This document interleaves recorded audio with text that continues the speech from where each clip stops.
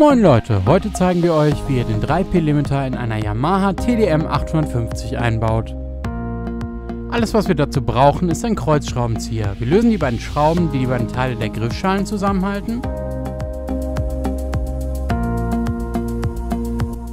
Und legen die erstmal ordentlich zur Seite.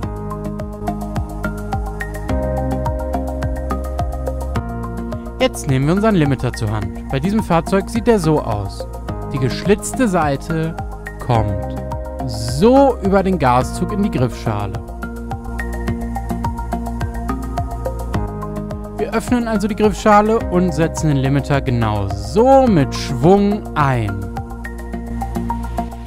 Der Limiter rutscht also in die Griffschale rein und damit ist es auch schon passiert. Der Limiter ist eingesetzt und wir müssen die beiden Schrauben nur wieder einsetzen und das Ganze natürlich festschrauben. Wir knacken die 60 Sekunden Marke und schrauben die erste Schraube schon mal wieder fest. Jetzt kommt die Nummer 2. Und damit sind wir auch schon fertig. 1 Minute und 18 Sekunden. Das ist doch mal was. So sieht unser Teilegutachten aus, das ihr jetzt mit zur Zulassung nehmt. In diesem Sinne, viel Spaß beim Fahren und always ride safe.